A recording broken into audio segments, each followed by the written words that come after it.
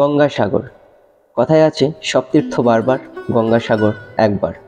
গঙ্গা নদীর মধ্যে প্রত্যাবর্তন ও সাগর রাজার পুত্রের জীবন বিসর্জনের কাহিনী লোকগাথাকে ঘিরে গড়ে উঠেছে এই বিখ্যাত তীর্থস্থান, যেটা আজ গঙ্গাসাগর নামে পরিচিত।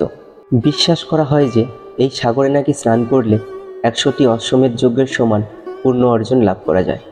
তাই প্রত্যেক বছর বিভিন্ন রাজ্য থেকে লক্ষ লক্ষ ভক্তবৃন্দ মকর সংক্রান্তি বা পৌষ পার্বণ মেলার সময় এখানে ভিড় জমান। তাই আজকের এই পর্বতে তোমাদের নিয়ে যাব গঙ্গাসাগর। আর গঙ্গাসাগর যাবে কিভাবে সেটা সম্পূর্ণ দেখতে পাবে এই পর্বতে। তো দেরি না করে শুরু করা যাক।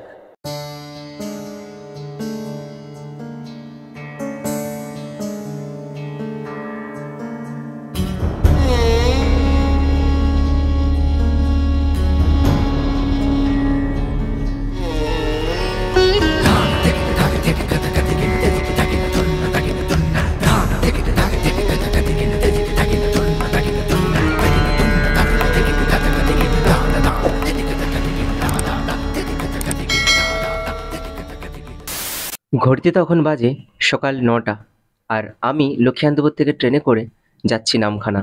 কারণ আজকে তোমাদের নিয়ে যাব নামখানা থেকে লঞ্চে করে বেনুবন হয়ে গঙ্গাসাগরের উদ্দেশ্যে।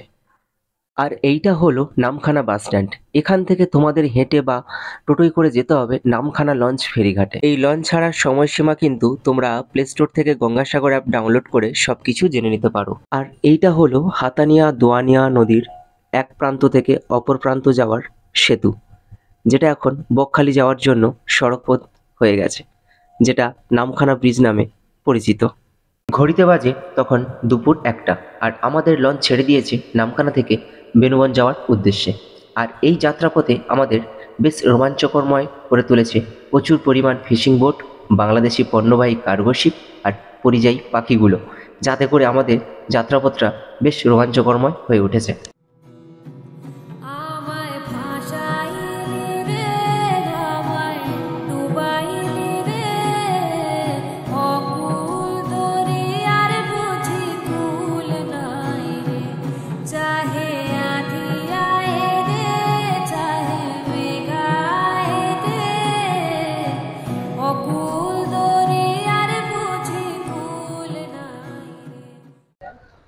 অবশেষে কিন্তু আমাদের লঞ্চ ছেড়ে দেওয়া হয়েছে নামখানা ফেরিঘাট থেকে।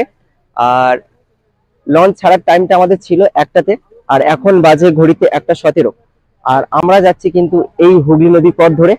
আর সামনে দেখতে পাচ্ছি এটা কিন্তু মিন্নান আইল্যান্ড। আমরা কিন্তু এই সাইড থেকে ধরে ধরে হয়ে ওই সাইডে যাব, যেটা হচ্ছে বেনুবন। আর এই সামনে যেটা দেখতে পাচ্ছি এটা কিন্তু পুরো পুরোটাই বঙ্গোপসাগর। এরপরে কিন্তু বে অফ বেঙ্গল রয়েছে।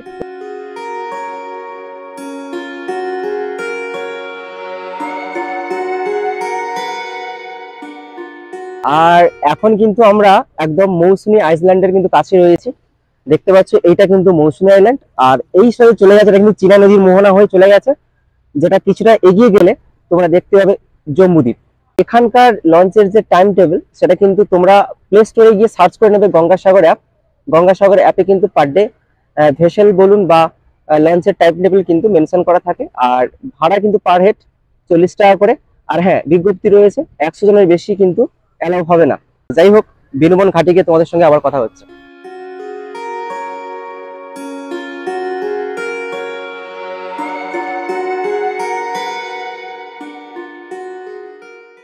সো ফাইনালি বন্ধুরা, এখন আমি পৌঁছে গেছি বেনুবন ঘাট। আর এখন বাজে 2:03। তো এই টাইমে আমরা আছি এখন কিন্তু বেনুবন ঘাটে। তো দেখতে পাচ্ছ পুরো ডেকোরেট করে দিয়েছে। আর আমার সামনে আছে সুব্রত দা। তো যাই হোক, এবার কি কি করি সব দেখাচ্ছি তোমাদের। এই বেনুবন ঘাট থেকে তোমাদের পায়ে হেঁটে বা রিক্সাতে করে যেতে হবে বেনুবন বাস স্ট্যান্ড, যেখান থেকে যাবে ম্যাজিক বা টোটো, আর তোমাদের পৌঁছে দেবে গঙ্গাসাগর বাস স্ট্যান্ড। তোমরা যদি রিক্সায় করে আসো এই বাস স্ট্যান্ডে, এটা কিন্তু বেনুবন বাস স্ট্যান্ড। আর এখানে কিন্তু প্রচুর গাড়ি রয়েছে, টোটো রয়েছে। তো রিজার্ভ করেও যেতে পারো বা শেয়ারেও যেতে পারো। তো আমরা এখন ডিসাইড করিনি কি করে যাব। তো ডিসাইড করি আগে, আর কত করে ভাড়া লাগে অবশ্যই তোমাদের শেয়ার করব। তো দেখতে থাকো ব্লগটা। আর এইটা হলো এখানকার গাড়ি ভাড়ার মূল্যর তালিকা, যেটা তোমাদের কাজে লাগতে পারে, একবার দেখে নিতে পারো। আমরা কিন্তু শেয়ারে গিয়েছিলাম, জনপ্রতি 60 টাকা করে লেগেছিল, একেবারে গঙ্গাসাগর বাস স্ট্যান্ডে পৌঁছে দেবে। আজকে আমাদের রাতের আস্তানার সঙ্গী ভারত সেবা আশ্রম, আর এই ভারত সেবা আশ্রমের ফুল তথ্য এই পর্ব 1-এ তোমরা দেখতে পাবে।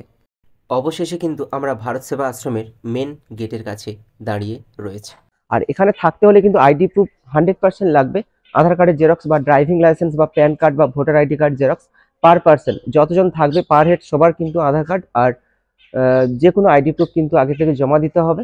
তারপর কিন্তু রুম খালি থাকলে অবশ্যই তাদেরকে রুম দিয়ে দেওয়া হবে।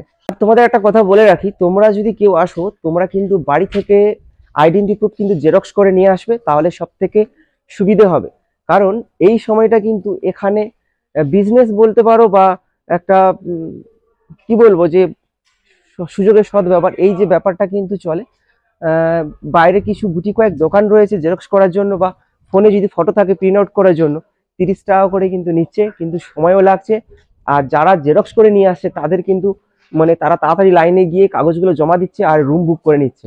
তো আমি তোমাদের সাজেস্ট করবো তোমরা কিন্তু বাড়ি থেকে আইডি প্রুফগুলো তোমরা কিন্তু জেরক্স করেই নিয়ে আসবে এখানে। যারা ভাবছো কিন্তু প্রাইভেট রুম নিয়ে থাকবে তাদেরকে কিন্তু গুনতে হতে পারে 2000 টাকা থেকে 5000 টাকা বা 7000 টাকা পর্যন্ত তাদের টাকা গুনতে হতে পারে একদিন থাকার জন্য। কিন্তু এই ভারত সেবাশ্রমে থাকলে তোমাদের পার হেড 200 টাকা করে, সেটা হচ্ছে এনি টাইমের জন্য। যে গঙ্গাসাগর মেলা বলে যে রেট বেড়েছে তাও কিছু নয়। আর এখানে যারা ফ্যামিলি নিয়ে আসবে 10 জন হোক 12 জন হোক সবার জন্য কিন্তু এরকম হল ডরমেটারি রুম কিন্তু এখানে অ্যাভেলেবেল রয়েছে। বা যারা 2 জন আসছো তাদের জন্যও রুম রয়েছে, কিন্তু সিঙ্গেলদের অ্যালাউ হবে না। একজন আসলে কিন্তু এখানে রুম দেওয়া হয় না, এটা কিন্তু এখানকার নিয়ম। এই পার্ট 1 পর্বতে তোমাদের দেখিয়ে দেওয়া হলো ভারত সেবা আশ্রমে থেকে কিভাবে গঙ্গাসাগর উপভোগ করা যায়। আর পার্ট 2 পর্বতে এই ভারত সেবা আশ্রমে কখন আসলে বা কিভাবে নিয়মকানুন মেনে প্রপারভাবে থেকে এই গঙ্গাসাগর উপভোগ করা যায় সেটা নিয়ে তোমাদের একটা ভিডিও পার্ট 2 পর্বতে দেওয়া হবে। না হলে কিন্তু তোমরা এসে বিপদে পড়বে রাত্রে থাকা জায়গা নিয়ে।